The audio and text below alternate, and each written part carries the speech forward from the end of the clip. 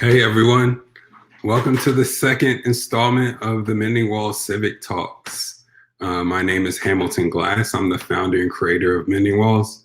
I'm going to be the host for this evening. For those who don't know or who've just heard of Mending Walls is a project that started last year in 2020 in reaction to the murder of George Floyd. The whole premise of Mending Walls is really to spark conversation around racial and social justice. And so we did that last year by putting together artists from different backgrounds to get them to have organic conversations around social and racial justice. And so through those conversations, what happened was it sparked these beautiful murals and public art pieces that you see all around Richmond. These pieces, of course, are beautiful, but they're meant to really spark conversation throughout our community. They are really meaningful and impactful and talk about various different subjects when it comes to racial and social justice. And so this year, 2021, we've decided to focus on different organizations who are doing work. We're doing work in that field. And so this year we focused on justice reform, mental health, fair housing, and food justice. This particular civic talk that you're at now is for mental health, and it is in partnership with the Richmond Association for Black Social Workers. We're really excited to be a part, to partner with them. Mental health is the topic, which is something that is, really important and affects everyone day to day. And so to do that in these civic talks, the reason we have civic talks is really to inspire, educate, and provide pathways to action. So the things that you're going to hear tonight, we want you to get new perspectives and learn things and understand what these organizations are doing. But we also want you to try to find ways to take action, maybe partner with an organization or find out more about the artists and what they're doing to impact community. So with that said, let's get started. I'm going to first introduce LaShonda Singleton, who is the president of Richmond Association for Black Social Workers, and also sits on the board for Storefront for Community Designs of Virginia Center for the Restorative Justice, and is involved in various organizations and nonprofits. LaShonda obtained her bachelor's of social work and minor in psychology in at Virginia Commonwealth University, where she focuses her studies on reentry programs and reactivation. I'm sorry, I can't read tonight. Reactivation in Virginia. LaShonda also is a graduate of Virginia Polytechnic Institute and State University with a Master's of Public Administration and a certification of nonprofit and non-governmental organization management. Welcome, LaShonda. Thanks for being a part of this talk. Of course, always a pleasure. Just wanted to say good evening to everyone, and it is definitely a pleasure to be here in this space and share in talking about mental health at this really important time, definitely dealing with COVID and different things like that. So I'm very excited. Absolutely. And so with LaShonda, I want to, we're going to take a deep dive in with the artists first. Our first segment will be with the artists. So I want to kind of introduce Khalid, Thompson, and Julianna Bustillo. Hey guys. We can't really hear you. Are you on mute? Sorry about that. Hello, y'all. No problem. How y'all doing? Good evening. Good evening. How are you both? Doing well. This summer heat. We out here doing the good work. Good. Well, first, I would like to say good evening to everyone and thank Mending Walls, Takia and Ham, the artists Khalid Thompson, and Julianna Bustillo. My wonderful RABSW members, Demetria Davis and Silka Steele, Kai Banks of 6 Points Innovation Center, and Hands On of Greater Richmond for this amazing collaboration. So RABSW was founded in 1971 and is an affiliate chapter of the National Association of Black Social Workers. We are comprised of social workers and other professionals of African ancestry. We are committed to advocacy and enhancing the well-being of Black people throughout the city of Richmond and its surrounding cities.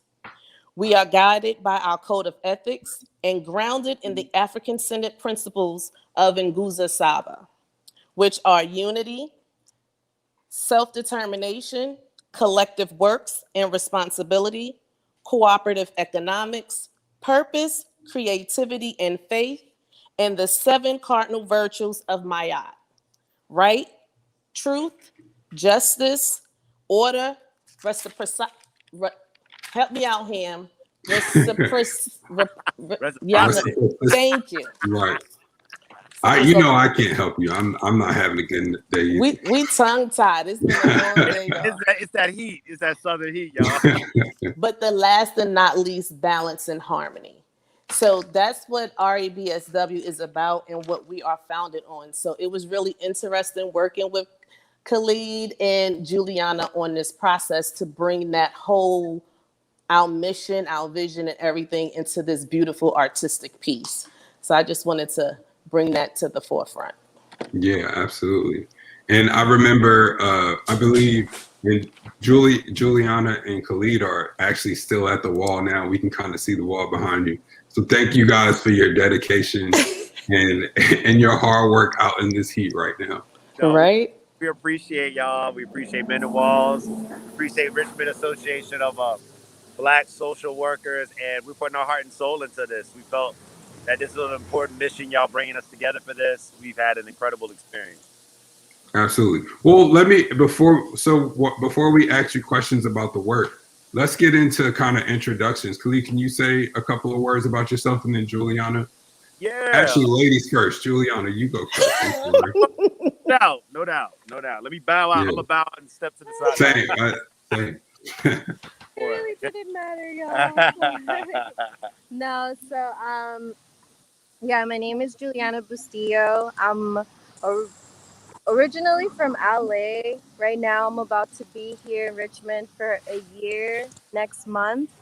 I'm here attending the grad program at VCU for painting and printmaking. So I just got done with my first year. Yeah, so this has been crazy. Introducing myself, I guess I would like to say a little bit about why I was interested in this mural project. It came through, I did come here. I did feel kind of detached because I do feel like I am, like really attached and have roots back home growing up and being amongst a very specific type of community for me. It was like the brown. So coming here, it was difficult for me. So then I got together with another nonprofit through a friend of mine, Marcella, who ended up connecting me with Alfonso, who did a mural last semester with the Mending Walls. And then he led me to you because we talked a lot about murals and their relationship specifically with like minorities. For me, I grew up in the project, so I just remember a lot of like murals from the 60s that represent a lot of brown pride, a lot of civil rights issues, a lot of immigration issues, a lot of land issues, a lot of things that I think we're still starting to finally talk about. Because before, I feel like I only saw these things or these conversations existing on the walls, which is really funny. But now I feel like it's bubbling to the surface, making us back, and it's really great to be in a new area where I do see a lot of similarities from where I grew up, and then being able to get back to a community that kind of opened, because able to be working on such a big project, not even a year in to here. Like, I feel really honored to be able to have met all of you guys, nonprofits, LaShonda, Six Dick, Yeah, I think that's it in a nutshell. Thanks, guys. Yeah, big up, yeah. Yeah, indeed, it's been a true honor to do this mural project. We've definitely been dedicated. I'm Khalid Thompson, originally from Richmond, Virginia. I did come back. I've been back about a year now. I lived in DC for 13 years, which is where I'll say like my career really burgeoned as an artist and my focus really burgeoned as an artist. But, you know, just to shortcut straight to the project, I think coming back and working on this project, especially like with the Richmond Association of Black Social Workers and like what the organization stands for, and like just having the experience of painting this mural and coming across all the different individuals that are from this community and literally seeing like how the mental health aspect like plays out in what we're doing, like literally like driving by, walking by, people that are well-to-do in the area and people who are not so well-to-do. You know, we've come into all types of people, contact with all types of people, and have had like amazing conversations. And just to see their response to what we feel is like a form of color therapy and culture therapy, like us having like hours to sit down and go over ideas about the mural and like have that cross-cultural exchange and feel that what is labeled as the brown and black struggle is really an integrated struggle, really a struggle for unity and overcoming a lot of obstacles. So to be unified in that understanding and then to like put out an image that incorporates the principles of the organization of Richmond Association of Black Social Workers, primarily the Nguzo Saba and the different Adinkra symbols that are associated with that, and to have aspects of Julianna's culture represented in the mural as well, and our aspects, like our different stylistic aspects coming together.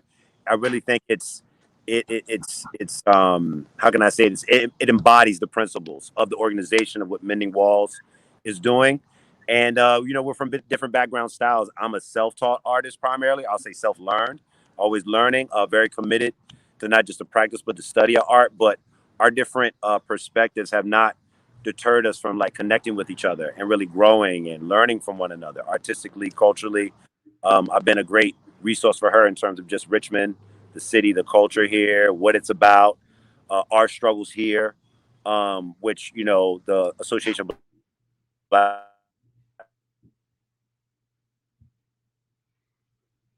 Breaking up a little bit. Yeah, I can't hear them. I think they froze. Well, LaShonda, while we're waiting for them to come back, I'll ask you, what was kind of your experiences with Khalid and Julianna? Well, it was a really nice experience. So Julianna attended our Juneteenth event that we had at our healing garden off of 9 Mile in Evergreen. So she really got to embrace what our principles are, what it looks like to be in the midst of that type of atmosphere. We did libations. We had, you know, different types of events, you know, rituals that were done. So she got to experience what that looked like and what that felt like. Oh, here they go really quick. Julianna, I was just talking about how you came to the Juneteenth event and experienced what that whole event was like. Do you want to talk a little bit about what your experience was and what you got out of that Juneteenth celebration? Yeah. Are you guys able to hear me? Yes. Okay. I'll just keep it short and sweet before we get cut off. But I'm gonna be really honest. It was the first time I went to a Juneteenth festival, like a Juneteenth gathering or anything like that. I've heard about Juneteenth, known about Juneteenth, but you know, never really had that type of access or proximity to it. I'm gonna be honest about that. So I got the opportunity to go, so I went, and honestly, I just all I kept doing was like thinking about the gatherings in my own community, and like seeing, you know, just like for example, just like everybody got together and brought food, you know, like, and then the way you guys gave out the food too, like we do that too in our community a lot, where like the elderly people, even like our moms, like, no, don't get up, we're gonna go get the food, you know, like the kids, don't let the kids near there, you know, and then like also even down to the dancing, because of course, like, even, you know, every culture has their like indigenous, their like heritage, a lot of like those types of dances. So it was just really great to see, you know, to this new community that I'm like a neighbor to, you know. So like I really felt, I mean, I kept saying that I just feel really lucky and honored, because I know that is, I like I know, for example, like our gatherings, they are very special and dear to us, you know, 'cause it's like we're talking about years of representation, we're talking about family traditions, we're talking about, you know, a lot of your family themselves being there. So, like, you are always careful who you bring around, who you want to share, what you want to share with. So, like, yeah, it was really great. Thank you. It was Yeah. fun. The food was great. The dancing was amazing. There was these young girls. They were so cute. I loved it. I love seeing that type of stuff. Show me footage. Seeing like the youth participate, you know, like in their way. So Mm-hmm. like they have no idea exactly what's going on, but you know, just the fact that they're there and they know that it exists. Mm-hmm. You know, Planting so seeds. it doesn't die. Well, let me ask you, Khalid, what did you think of? I know you couldn't attend our Juneteenth event, but you did have the opportunity to interact with us at the mural and painting at the mural and things like that. So what was your experience working with us? It was very fascinating speaking with the vice president and hearing a lot of the stories about the roots of the organization, how it spans back, you know, for over 40 years. And just the level of dedication that y'all put into genuine community outreach. It was like when y'all had come and participated and volunteered, and I got to talk with you. Excuse me, the car's passing. And I got to talk with you, and I got to talk to the vice president.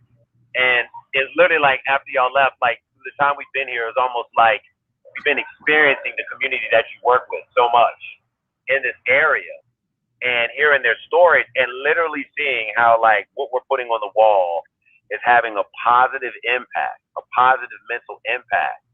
And I think it kind of gets overlooked in our society a little bit, like the importance of art and like its connection to the community. And for y'all to come together and see that importance. I mean, we've met some interesting people out here with them. I mean, people who are struggling on drugs, people who are coming out of prison, people who are possibly involved in gang violence. And walking by this mural, we've gotten so many compliments and like stories even about how people used to do art, or how it inspired them to want to think about considering doing art. And just that has such a positive impact. And it goes without, it just goes without saying that the work that y'all do is invaluable.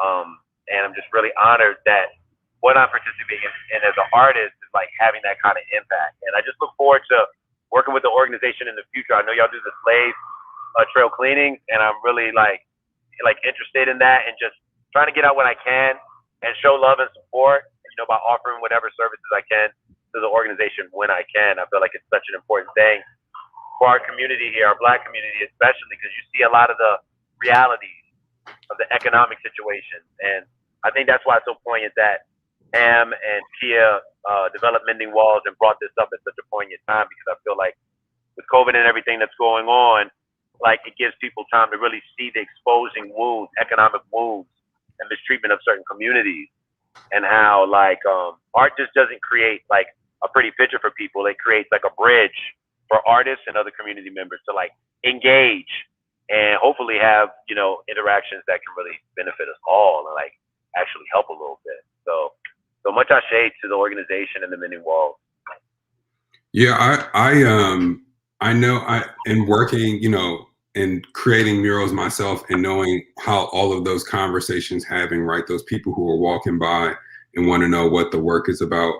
I really want to kind of dive a little bit deeper into the, you know, the work. I know you guys are still working on it right now, but you guys have various elements in there that I would love for you all to explain if you could.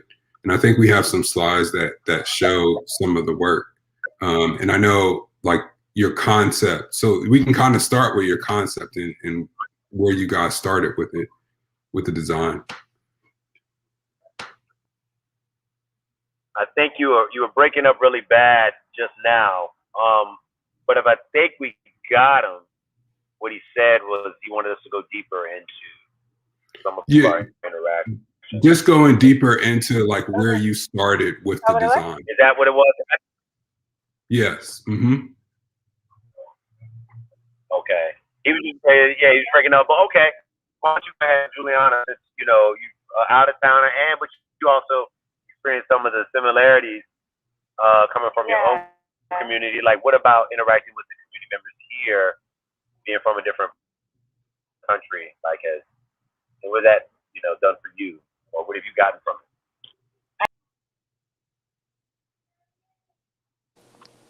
I think we may have lost them. Okay.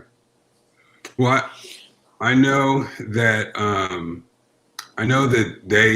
they're still working on their wall now, but they had a lot of different symbols in there, and those are Dinkra symbols that were posted there. And sadly, I don't know about many of them, but maybe we can kind of go through a little bit of the photos we had. They were the principles of Nguza Saba, like the unity, the self-determination. They picked those symbols off of our website. Okay. They went to our website and read our mission and our vision and different things like that. So the Harambe is a symbol that we wear all the time. Anytime that Richmond Association of Black Social Workers do so, we always have the Harambe. We end in saying Harambe. So we really wanted that part to be, accentuated in the wall. So they really put it big in the middle, and then put the Ndinkra symbols under the bottom. So Julianna and Khalid are now back. Do you want to talk a little bit more about the symbolism that was selected for the wall?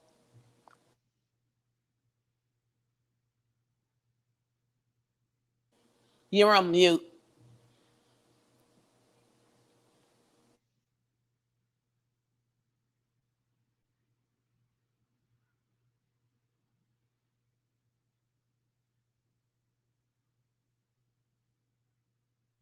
Oh, I don't think we can hear him. Okay. Oh, wow. Oh, look at it. So this is actually the scarab beetle. You have pictures of unks inside of there. Purpose and symbols for purpose and creativity. One of the things we did as a collaboration was she wanted to include a pyramid, but then there was also some symbolism for from where she was from. So we did a combination. If you see the pyramid has African, Egyptian, and Latin symbolization in the whole mural piece. So we really talked about what it is that we wanted out of the project and what she would like to bring to the project, and that's what we had came up with for that specific artwork piece. Oh, wow. Mm-hmm. Yeah, can y'all hear us now? Yes. Yeah, we can hear you now. Phone, we're like laptop to phone. Sorry about that, y'all. But yeah, no, I think LaShonda kind of explained it all. It was all based off of conversations. And then for me, it honestly started from the initial meeting when we all met over Zoom, and we met LaShonda and the Richmond Association of Black Social Workers for the first time. And I felt really comforted? Yeah, Is that how you say comforted? Because you guys really wanted to let me know that, we really wanted to make a statement what it means for Black and brown unity, whatever that may be that we ended up coming up with. So then after that, I knew what symbols I wanted to bring in, and later on it was from talking to LaShonda and then looking into the website and looking through your mission statement, your vision statement, and learning about those symbols. And as a visual artist, it just kind of came together pretty easily like that, and I just went with it. And this is what's happening now. So it's really exciting. Yeah, we're super excited. I guess just the mission itself just motivates us.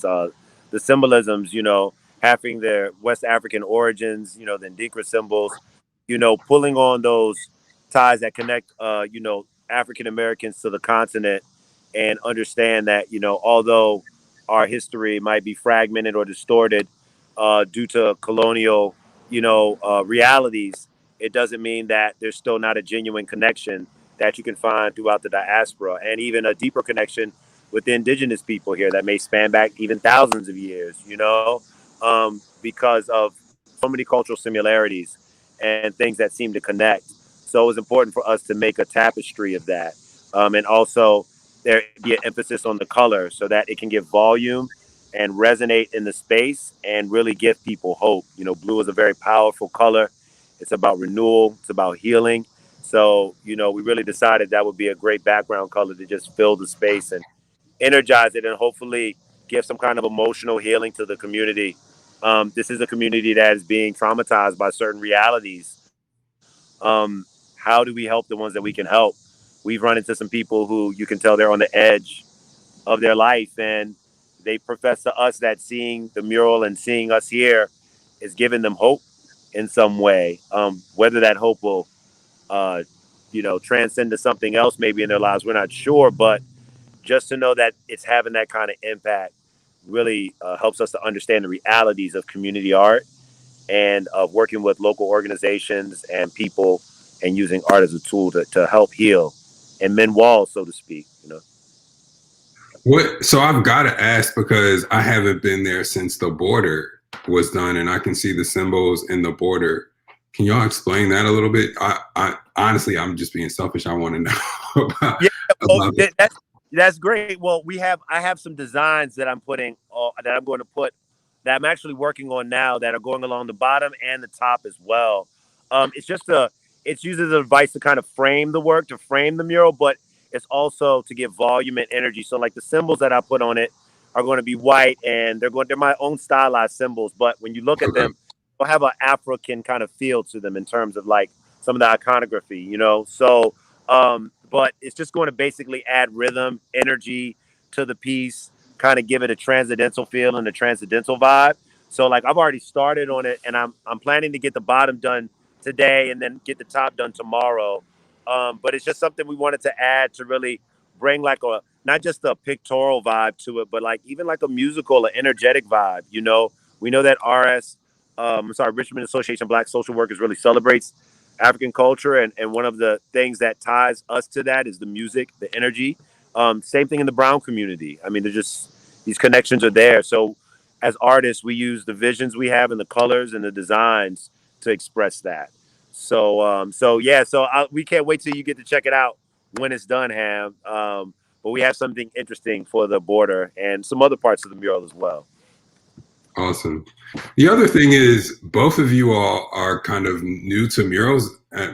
Correct me if I'm wrong, but are new to murals, and this is over 100-foot wall, a heck of a wall to kind of do for your first mural. You guys want to talk about that, and then collaborating with somebody for your first mural? That's a tough thing to do all around. Yeah. I mean, I was lucky enough that I got to assist a really great friend of mine, I think now 2 years ago. And I helped her. It was just me and her at a mural.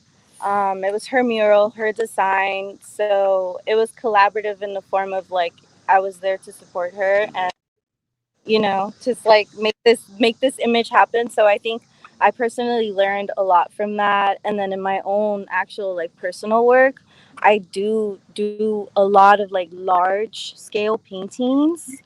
Um, so I've always felt comfortable, and I feel like I also have a very like deep love for murals from where I come from, specifically like East LA mural history. So I think for me, it's always been like a research type of thing, and it's always been in the back of my mind. And I've always and I do talk a lot about murals in my own work too, and I reference them a lot. So I think that aspect of it really helped us be able to get through this. But the size of it is honestly quite unexpected.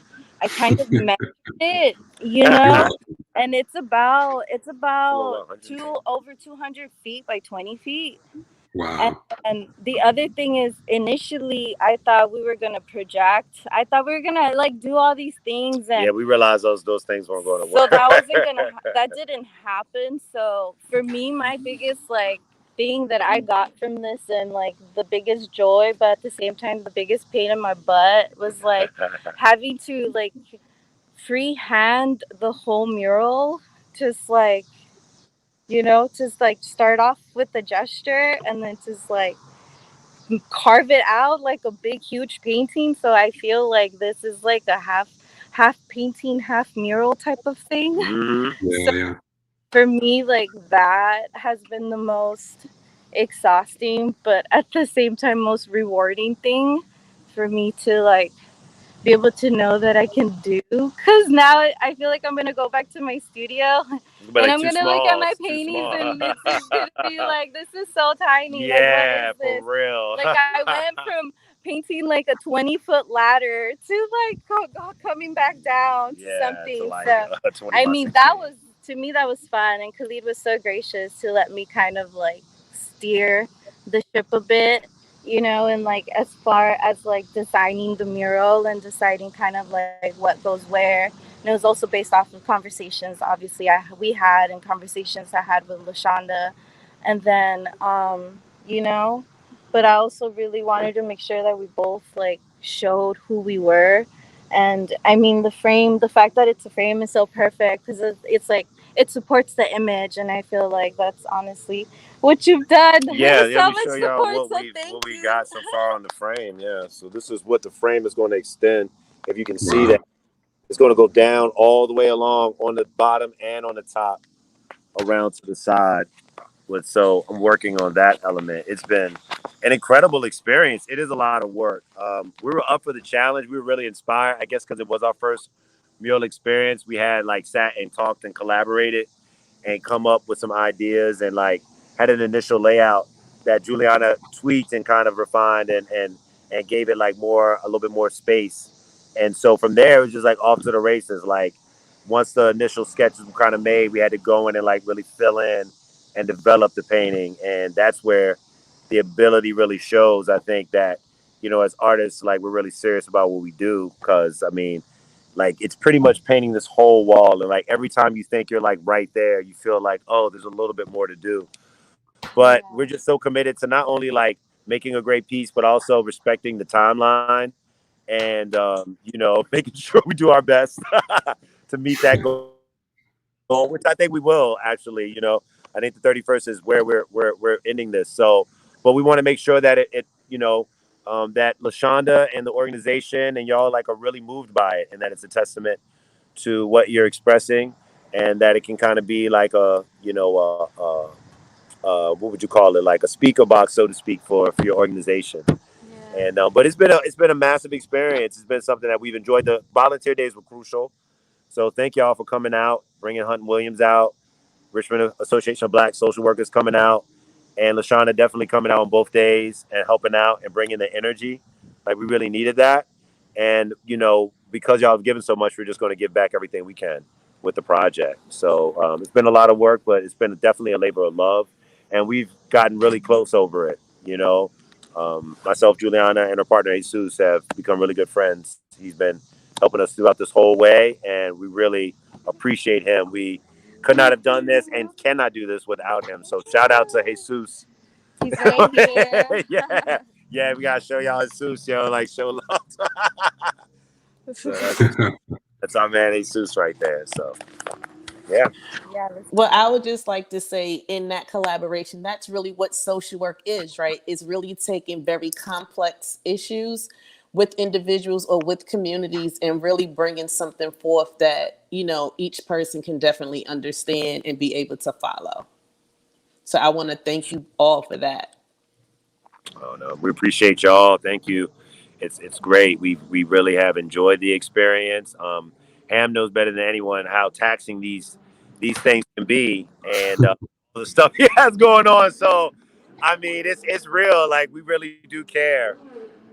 You know, we're just in it for this mural and for the hopefully connections will grow. But you know, thank you, Ham and Takia, you know, for sure for like putting it down, man, and really doing this community work for a long time, brother. You've been at it for a minute and continue to grow, and it's a lot, man. We commend you, you know, for sure. Well, I mean, it's special. And honestly, I feel special too because there are so many different organizations that are tied to this and its location, if you will. Like this the Bose Ruth thing that y'all are painting on in Highland Park was one of the first murals that I got to do and was reached out to them about, Mending Walls this year.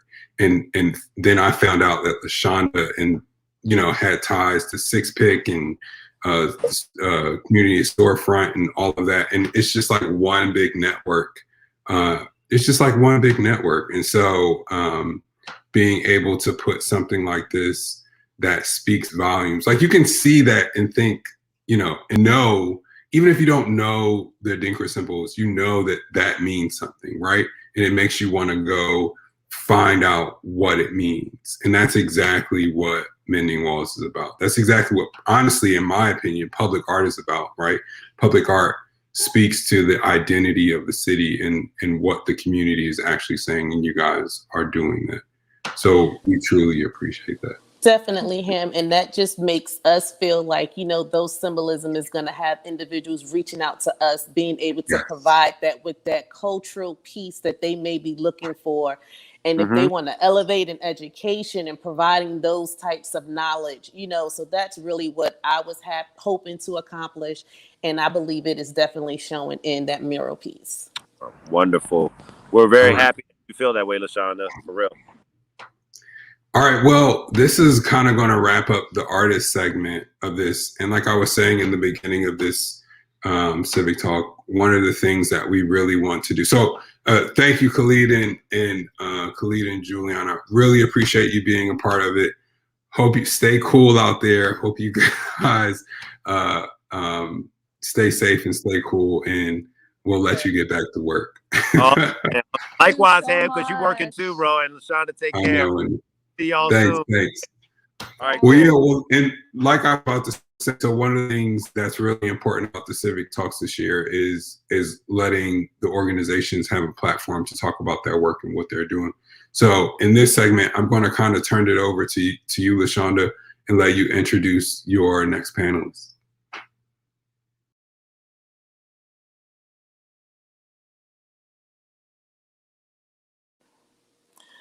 So the Richmond Association of Black Social Workers had a collaboration with 6 Points Innovation Center on a city builders project. And the next individuals will be those social workers who worked on the project and the executive director of 6 Point Innovation. You will have Demetria Davis, Silka Steele, and Kai Banks. Good evening, ladies. Good evening, good evening. Good evening. So at this time, who would like to kick us off with some introductions? All right, Demetria, I see you first. Okay. So my name is Demetria Davis. I am a member of the Association of Black Social Workers, the Richmond chapter. I've been with the organization for about 4 years. I'm a licensed clinical social worker. I do community mental health. And like LaShonda was saying, I partner with Six Pick and City Builders. Here's my City Builders t-shirt that we did our screening that we did. It was a year-long project that we're involved in. We did a lot of things with the youth and adults. And that's all I got for now. Silka Steele. All right, hello, I'm Silka Steele. I am a clinical social worker, licensed clinical social worker. I hail from Brooklyn, New York. So I am visiting, but I feel like Richmond is definitely home. I'm also a school social worker as well as a clinical therapist in a hospital setting. So the work that we do it all intersects. I see the children from a very young age, the families, and just recognizing the importance of that community network. When you realize that we are the community, I explain that as to students, this is your community, this is your brother, this is your sister, helping them to recognize that and understanding that at a young age, it kind of gives them that ability to kind of take care of their community, to love their community. So that's where, that community support just kind of comes in at. Thank you, Silka. Kai? Hi, everyone. I'm Kai Banks. I'm actually the Youth Innovation Director for Storefront for Community Design. And Storefront for Community Design is a nonprofit design center. And one of the major things that we work on is supporting the creation of spaces. And so one of our spaces is 6 Points Innovation Center, and that is a youth innovation studio. And Demetria mentioned City Builders. City Builders is our core program that we have there. And in that program, we inspire young people to really create change in their own communities. So thank you for having me. And thank you for this collaboration, because a lot of the work that we do in this space is a collaboration of other nonprofits. And it's been amazing to have LaShonda. I just started recently. And I appreciate Jackie Lawrence, who was the former director. But LaShonda has been an amazing support system, network. I can't say enough about this group, Richmond Association of Black Social Workers. Thank you so much. So I know it was a collaboration with Black social workers and the Youth at 6 Pick, but do you want to talk a little bit about what brought this out, or why was it a decision that the youth wanted to do something to bring awareness to their community, or what was going on during this time in that corridor area that this program was developed? Specifically City Builders? Is that what we're talking about? Yes. Yeah, in all, honesty, young people are way more aware than sometimes I think we give them credit for. And so a lot of times they're seeing the things happening in their communities, but we don't always give them the voice to be heard.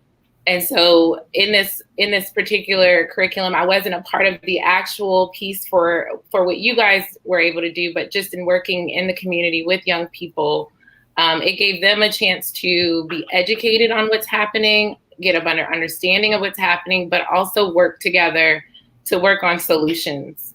And that, I think, is probably the best part, is that problem solving.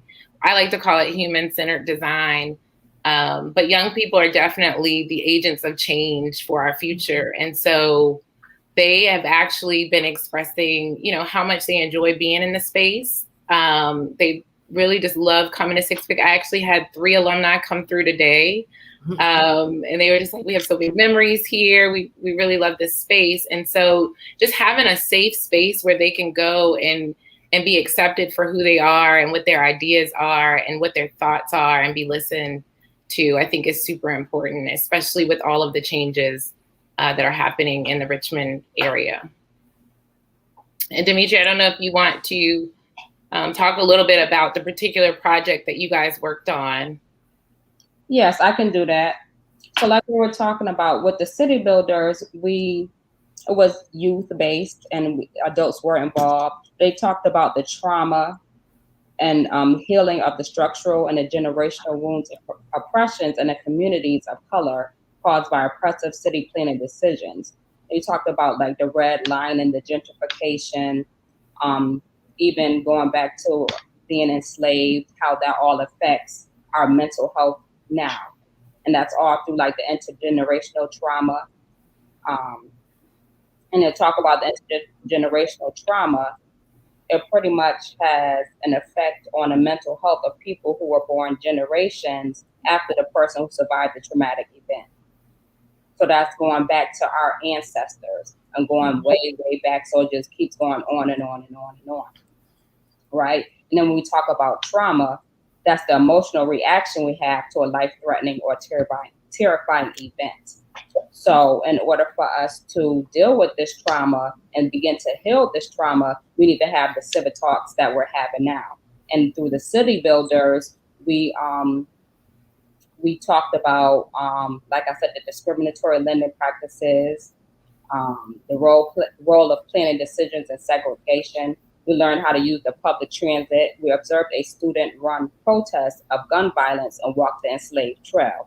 And we walked through Highland Park with cameras and identified neighborhood assets and challenges to highlight changes that they wanted to see. And they brought the information back to the community to kind of see how they felt about the things that they saw, some of the images. And like you can see where they say resistance, that was where they were having the highways going through our communities. And the church was like, no way, like we're not moving, we're not getting out of here. And that happens a lot where they just come into our neighborhoods and they take over.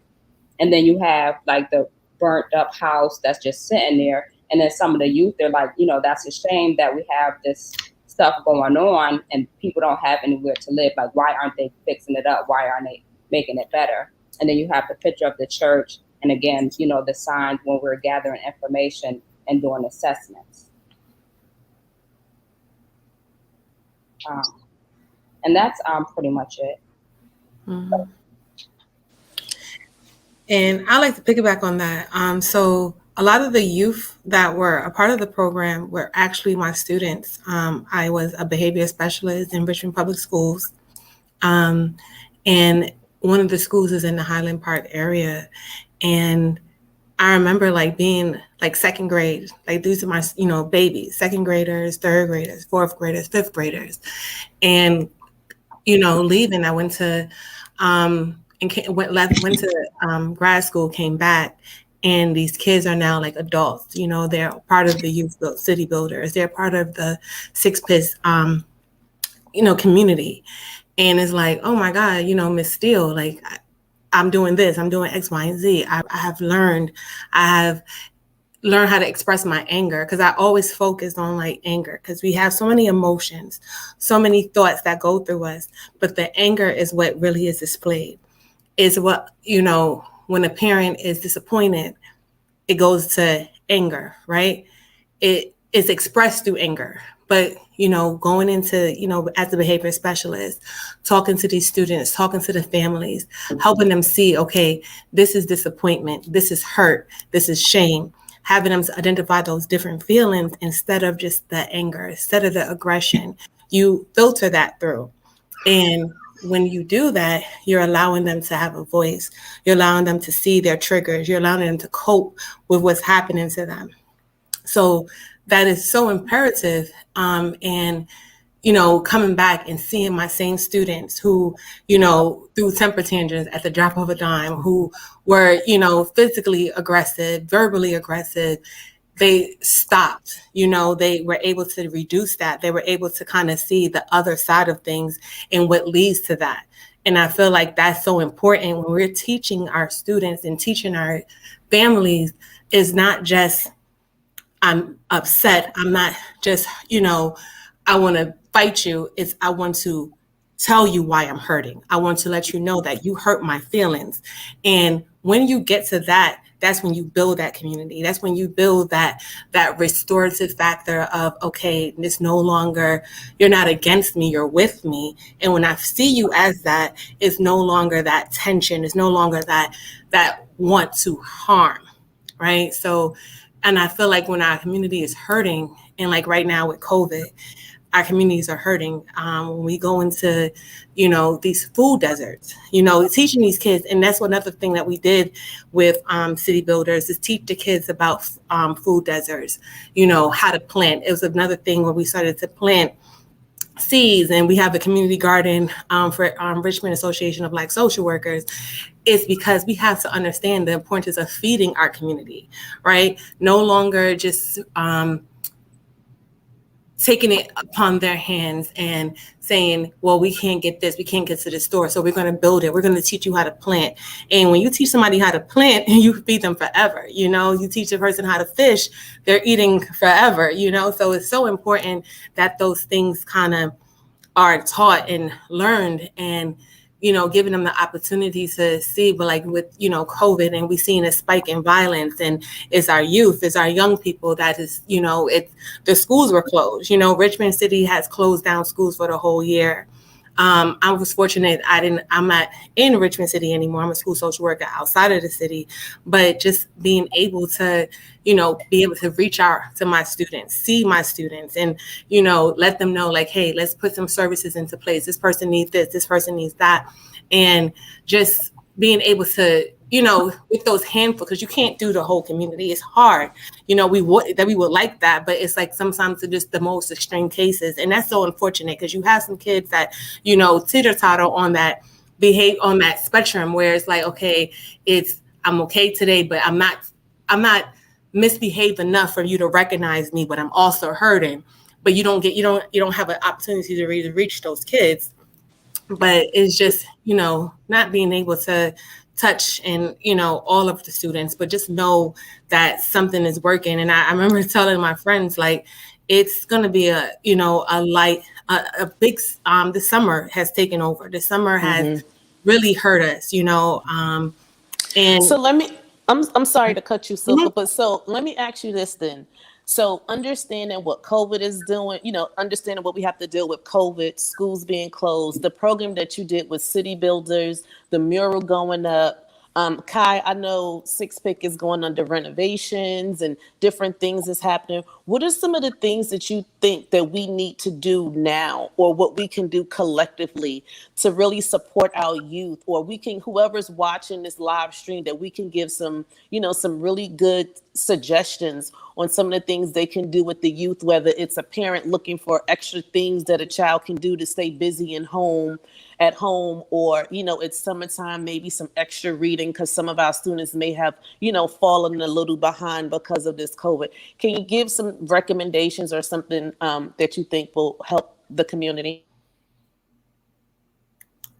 well, I would say just parents being more observant, talking to their student, you know, kids, just letting them know, like, this is what's happening, being upfront, because no one likes chaos. No one wants to live in chaos. And when kids are exposed to chaos and it's hard for them to kind of like filter it all through their heads. It's like, what is happening? Why is this happening? But explaining things to them, being upfront, I feel like that's the most important thing. So they're recognizing that this is not normal. This is not, you know, something I need to get adjusted to, but it's something that is happening and I don't have a control over it, but I have control over what I can do. And I think just that piece is a start. Kai? I agree, Soka. As a parent and as you know, a community member working with young people, I have definitely done some check-ins with my youth, with my own children, just seeing, like you said, how they're feeling and if they want to talk about it. And a lot of them do. You know, we're all experiencing this, but I think sometimes we forget that they are also experiencing this. But they may not have the same resources that we have, or you know, the same understanding. And so we have been doing some trauma workshops, actually, that just started at 6 Points with Community 50/50, one of our partners. RABSW has been also working with some of our families. And it's just to check in and talk and just help to process and release. Because I think a lot of us are experiencing and holding on to it. But we definitely, especially as the world has opened up, back up in a sense, we really haven't taken the time to just process and release it and talk about it. And so I hope that the schools and community partners will really see that as an important step as we come back out of this. Right. Demetria, would you like to add something to that as well? Yeah, they've pretty much covered everything, and just like she said, like the supports that we provide to our youth, to our parents, just the family as a whole, and those constant check-ins. Because I have a 6-year-old, and I check in with her. She checks in with me, and her thoughts about the COVID-19. You know, she just started kindergarten, and she like worried about September and what it's going to look like. It's going to be virtual. Is she going to be face to face? Am I going to get corona, mommy? Like, do I need to wear my mask? What's going on? Like you said, we lose sight. She's 6. She shouldn't be thinking about that, but that's what we're thinking about. So I do definitely think it's a supportive thing as a whole, the entire family. And like she was talking about, we have the parent support groups that we have, the trauma-informed care that we're doing, just all that stuff. Because everything, and the whole point of this talking about our mental health and our stability and being able to help each other. And like you said, start these conversations and have these conversations and being able to look at the beautiful mural and it sparks something, and then that triggers something else. And then here we are doing these civic talks and helping people, maybe people listening like, oh, okay, I can reach out to 6 Pick, to RBSW and whomever and get some support that I need.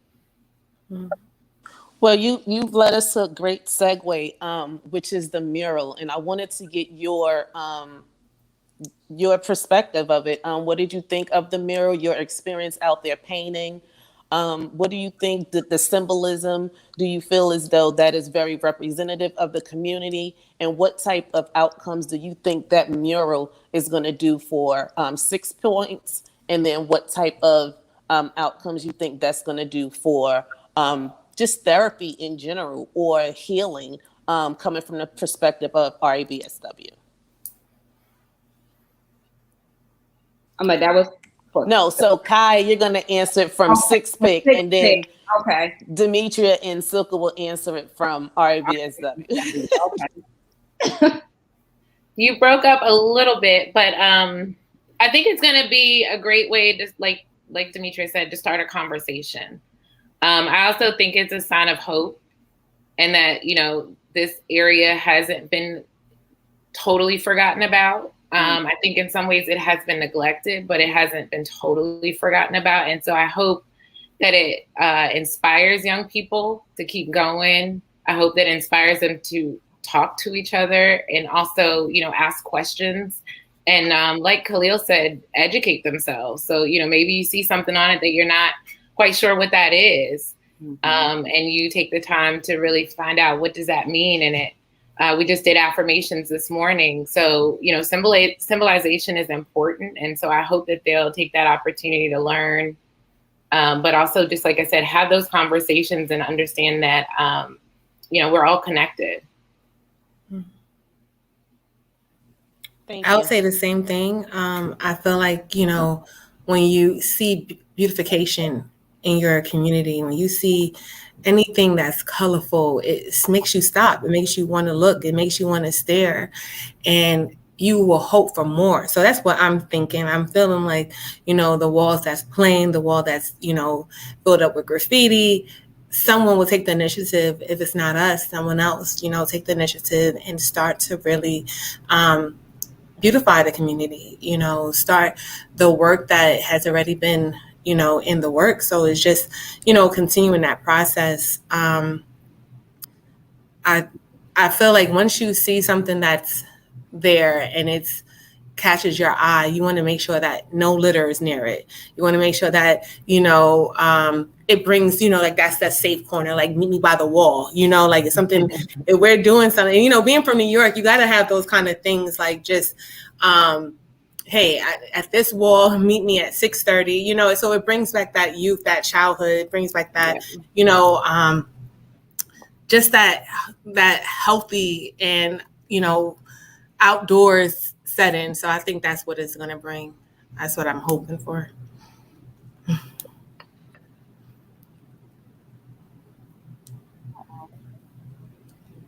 Yeah, we just lost.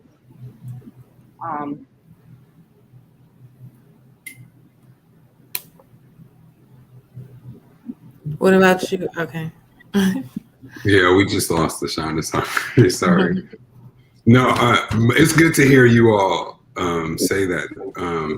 I mean, as a public artist, I'm biased, right? So when I look at art, I see it meaning all of that identity and things like that. And it's an inquisitive thing. Like Julianna. Well, Julianna grew up in California, but I grew up in Philadelphia, and I mean, I didn't recognize it until a little later in my life, but when I came to Richmond, there were things missing, and I was like, why is there no art up, and why don't I see myself on the walls here? Like, you know what I'm saying? Like, why are the people not saying anything?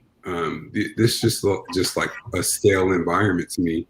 And sorry, people who grew up in Richmond, but you know, to me, I was used to seeing color, but also color with a message, like people helping the community and uplifting community.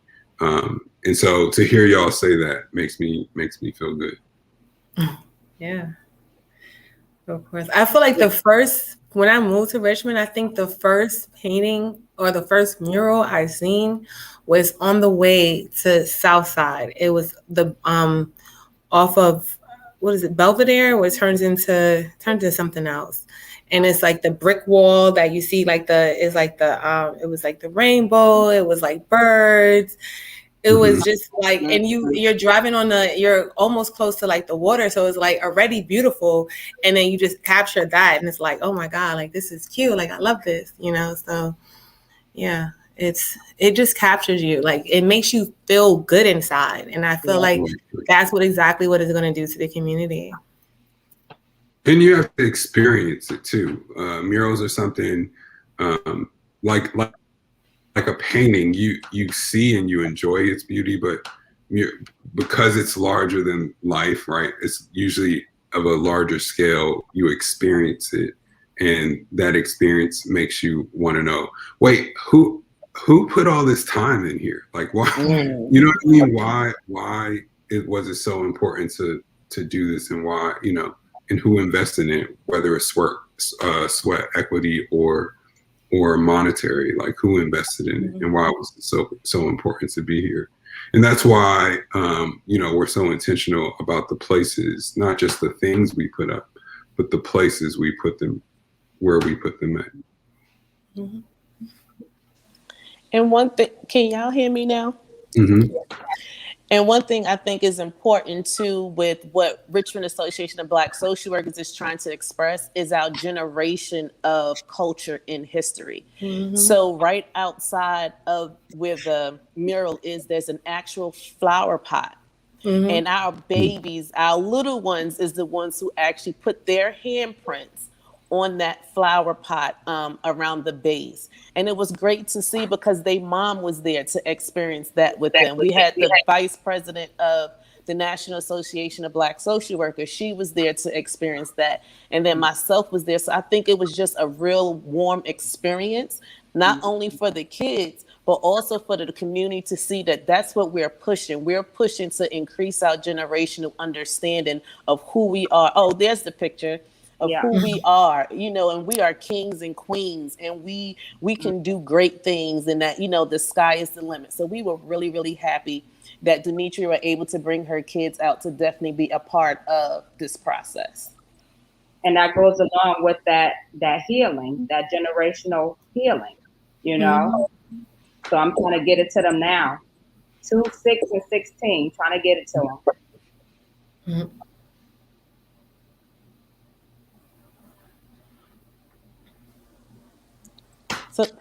Do you want to, do we have any questions from our Facebook Live folks? Are there any questions? Ham, do you know? I'm seeing if they pop up on the screen. Well, one perspective I want to know from you, LaShonda, is kind of how you all felt when we first approached you. Mending Walls first approach you. I know it's a kind of unconventional project in terms of most people seeing it as a public art project. But one of the things that I wanted to, I always try to stress, I hate calling it a public art project because it's really about what we're doing right now is what it's really about. It's really a project to get people talking, right? The art is just the candy to get people at the table.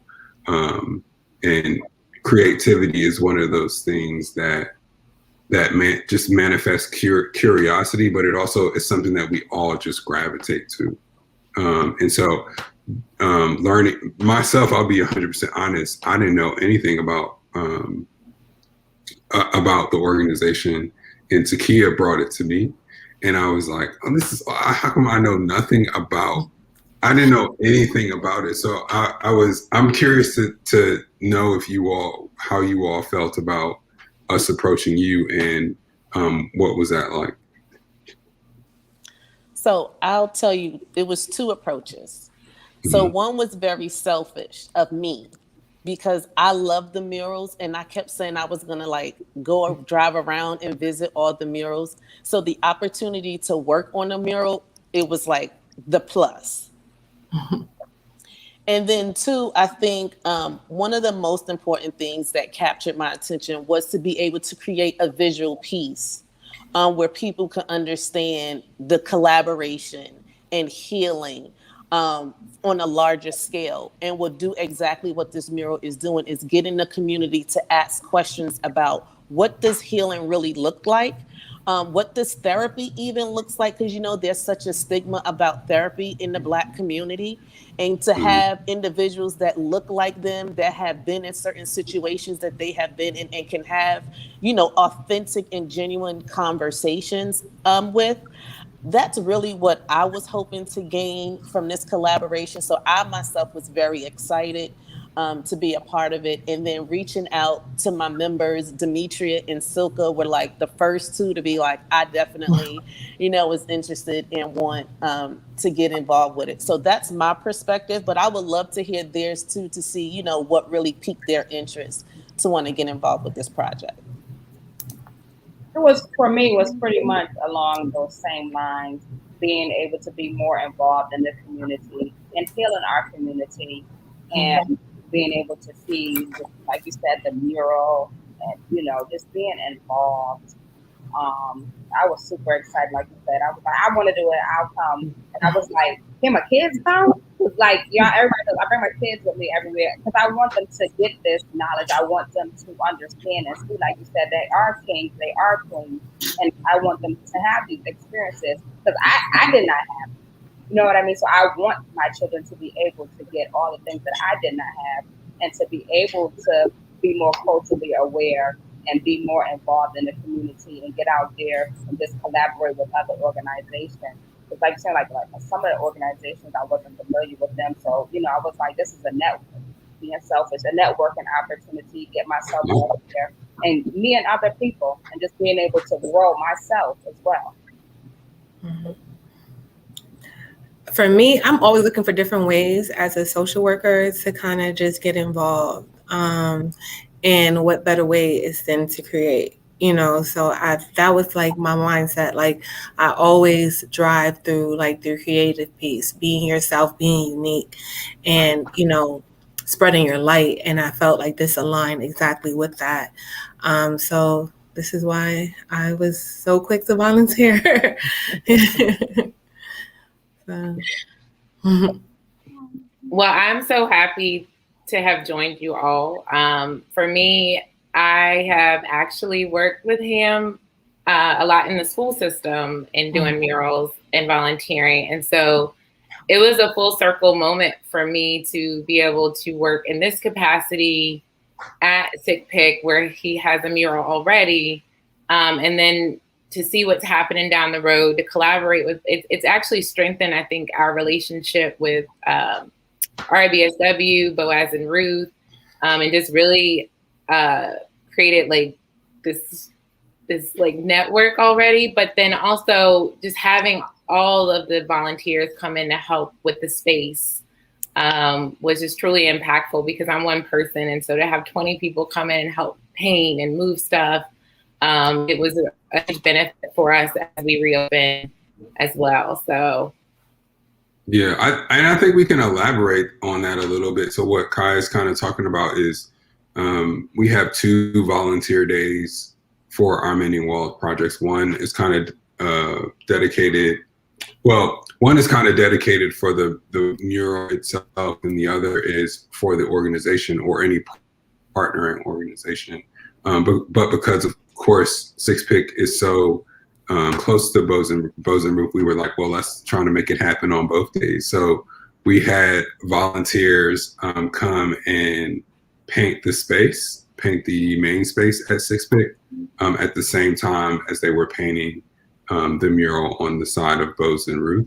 And I kind of feel the same way you do, Kai, as like it's kind of twofold for me.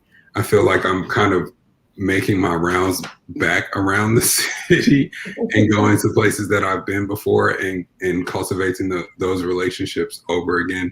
But it's good though, because those people and organizations and the people who run those organizations already know what I'm about, right? They know like, hey, this is going to be great. We can do more stuff and strengthen that relationship and just do work, if that makes any sense, and fulfill needs. So that was great for me too. When I reached out to Megan Rollins at Bows and Ruth about painting that wall. I mentioned a little bit earlier, that wall was one of the first murals that I did And Bows and Roof was one of the first places who reached out to me in the start of my short career here in Richmond as a mural painter, and said, hey, we love what you do, but we want the work that goes on the side of our building to be rooted in the work that we do. And so that, I can say that had a profound, that was very meaningful to me. Like, it had a profound effect on me. And I can remember being in one of their board meetings talking about my work, and then them telling me about their work, and me having to, that's where like the wheat came from on the side of that building, in the food bank down the street, getting to do work that represented Bows and Roofs. So it's kind of a twofold circle around that, around working with you all again. Yes, thank you. And I don't know if the pictures were able to be shown, but from COVID, we've been closed. The space has been closed except to in-person virtual school. And so, just with any closed space, you need maintenance. And so I think, like I said, it was a great opportunity to just re-envision the space, clean up the space, reset, before our young people come back in, because, like Soka said, we want to make sure that, we have a lot of work to do when they come back in. And a lot of that work is going to be working with them. And so to have the physical environment that they're going to be in be a clean and fresh space is so important. And it does impact your mental health. What your space feels and looks like impacts your mental health. And so to be able to have all those volunteers come in and contribute to that process of making sure that the space is ready was just super helpful. So I'm really thankful. And I think the young people, like I said, we had a few come in today. And so I think they're going to be really excited as well. But Kai, I think I'll speak for myself. I think that painting and giving Six Pick a refresh was kind of therapeutic for us too, because we had been talking about, how it needed it so much, and different things like that. Oh, look at the picture. That's us in the city buildings. Everybody got their T-shirt on, and some of the students. Because can I just speak really quick on that program that you did? Because I wasn't a part of the program. So that night, I remember speaking to some of the young people and what their experience was within this program. And I'll never forget two students. Two students said that they identified a bus stop as an obstacle or a resistance, right? And I couldn't understand why, everyone needs a bus stop, for public transportation. But she shared with me that her grandmother was an elderly person. So if it rained, if it snowed, if it was too hot, it still was an issue because there was no covering. So she still couldn't utilize that bus stop when she wanted to utilize the bus stop. So it really made me think about it. And so another young man had walked up and he was like, yeah, in the church. I said, well, it's a church, you go there. He said, but it's abandoned. So if no one will even go to church in my community, what am I supposed to do and how am I supposed to look at my community? Mm-hmm. And that just really resonated with me and really made me realize that the work that RABSW does and what Kai is doing in Six Pick is really important to the youth, to give them a different vision of what their community can look like, and that they don't have to be defined by their zip code, that just because they live in that community today, that doesn't mean that that's where they have to end up or that they can't change it. And change it by utilizing their own voices. So that was really important, something that I had got out of the program. And I thought that was really great and needed to be highlighted. Mm-hmm. Definitely. Well, that's great. So I really want to thank everybody for just being a part of this. This is something, again, that's just really important. The volunteer days that we have, they're to help get work done and help the organization, but they also are, it's important to me to have volunteer days because those people most of the times, 90% of them don't even know anything about the organization. So them having a chance to come learn about the organization, and hopefully in the future, coming back to volunteer with the organization on their own, right? Learning about it, telling more about, going home and telling people about what they did and where it was. And then hopefully that kind of just like spreads throughout their little circle. And we get more people to learn about, about the different organizations that they got to volunteer with.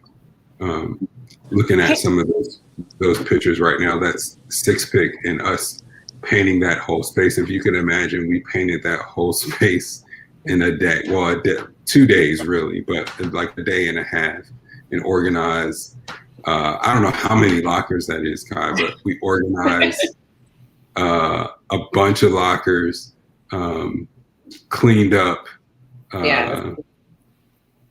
And it was a young person that, sorry to cut you off, but no, go ahead. Just looking at that picture, one of the young ladies, she just said, can I wipe this stuff down first? And, just her recognizing, like, I want the young people to come back into a space that's clean and that's been organized, and just her agency to want to provide that. A lot of our young people in that space were rock stars. I got to meet a lot of people as well. And so I do hope that folks will come back. But yeah, I don't know how many lockers it is either. I need to count them. Yeah, there were some young people that came and helped too also, right? Were they were from that space too, right? They worked in that space also. Yes, we had 2 interns. We had some other folks that came and brought their own children. And then folks that are in the space. We have our administrative assistant's granddaughter in this picture. And so they, like I said, really just took it on and were excited to, help create a new space with the help that was provided, resources. And energy was great. It was hot, but folks were, still working and making sure to do their best work and just being very detailed. I had a teacher come up to me and say, you should use this for your lockers. And, this is a good tool for this. So it was helpful in so many ways other than just the physical, just having that energy in the space. Yeah, absolutely. And that space it feels like it's been just felt fresher and just felt like it was transformed when we left. And to be 100% honest with you, I was a little concerned about getting all that stuff unpacked and done and then painted and put back. It wasn't the painting that was hard. It was getting all the other stuff done and organized and stuff like that and back together. That collaboration is important. I couldn't have done it without all of you.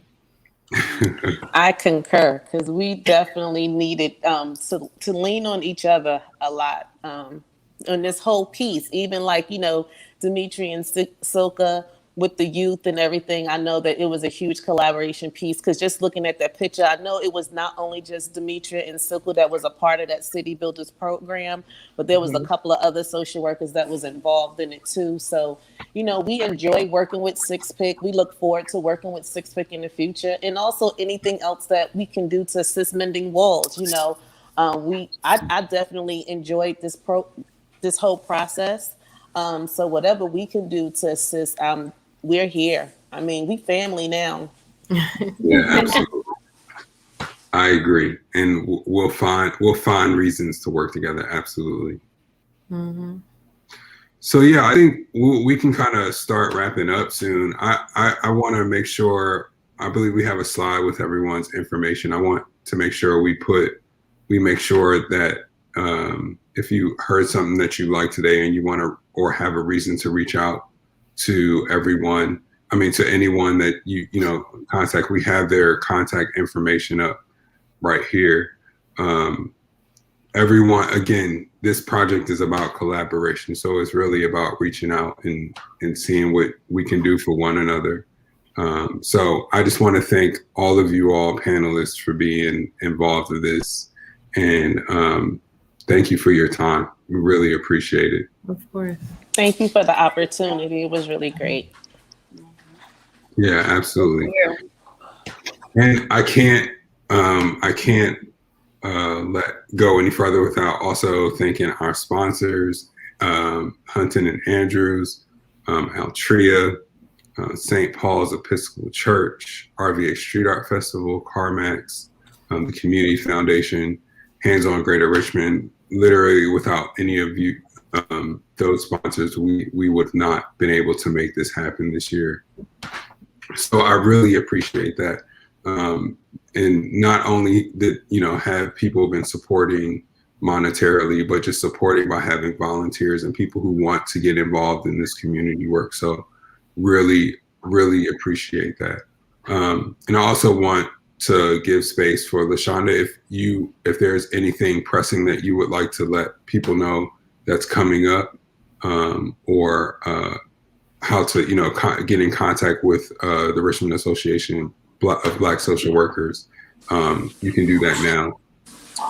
Sure. So definitely check out our website at richmondadsw.org. It has all our membership information. It has a calendar of events. If you would like to donate your time, monetary donations, all of that can also be done through our website. We do have our healing garden, which is, like I said, on Evergreen, 123 Evergreen Avenue, Richmond, right off of 9 Mile Road. One thing I would like to highlight really quickly is on Thursday, I do have it up on the Richmond ABSW's social media. We will be having Baba Wakesa here in Richmond doing a Healer Warrior Builders piece. It is for all those of African ancestry. It will be at 6 Points Innovation Center. And the link is on our website if you would like to register to attend. And RABSW is coming up on their 50th anniversary. So we have been doing the work in Richmond now for 50 years. And we are having our 50th celebration on August 14th from 12 to 2. And we would love for everyone to come out and participate and enjoy that wonderful event with us. And that's pretty much RABSW. Awesome. Thank you, LaShonda. I feel even worse now that I didn't know about you all, and it's 50 years. but no, I also really just really quick, Mending Walls has so many things coming up in the future. We have our next project is in partnership with Rise for Youth. Our August project is in partnership with Rise for Youth. And that will be, the two artists for that will be myself and Courtney LeBeau. So stay tuned for that, and the civic talk that's coming for that, and the volunteer days that are coming for that. The volunteer days for that project will be on August 5th and 6th. And make sure you check out Mending Walls, our Instagram and Facebook to get, to stay tuned on that stuff. Make sure you go support all the local artists who work with Mending Walls. All of their information is, on our website. We also have, there's so much stuff. We also have the Mending Walls documentary that's coming out in September. It'll be broadcast on VPM September 16th. But before that, it will be the headliner for the Richmond International Film Festival, which will be on September 7th. If you're interested in seeing the world premiere of that documentary, it'll be at the Bird Theater, and you can get tickets on our website, mendingwallsrva.com. We also have bike tours that are now on our website. So if you're interested in a Mending Walls bike tour, the bike tours are run by Bike and Brunch Tours, and occasionally a Mending Walls artist will accompany the bike tour, and you can register for that on our website as well, mendingwallsrva.com. And I think that's it. That's a lot of stuff, but I think that's it. We have been doing a ton of different workshops, educational workshops with teachers, and walking tours also too. So be on the lookout for the announcements for those things. It's just growing in so many different directions, and the partner list is just growing and growing. So I'm so thankful for that. Yeah, I think that's it. I just want to thank everybody for Wait, being a part of it. Yeah. I think Kai gotta go. Okay. I'm sorry, Kai. That's okay. I started thinking about curriculum for Mending Walls, Ham. Okay. So definitely, in order to stay connected with 6 Points Innovation Center, you can check out our website, www.6pic, and it's 6picrva.org. Follow us on Instagram and social media to stay involved in what's happening. And then if you're able, come out to National Night Out on August 3rd. It's a Tuesday night. We will have a block party happening with Boaz and Ruth, actually. And then, of course, donations for support. We're getting ready to, now that we've painted, redesign the space. And so we will need in-kind donations, monetary donations, and always need volunteers. Awesome. I'm sorry I cut you off, Kai. That's okay. No problem. Like I said, I was thinking maybe curriculum for Mending Walls, but hey, let's talk offline. We maybe make that happen. Yeah. So yeah, I think that's it. Again, I just want to thank you all.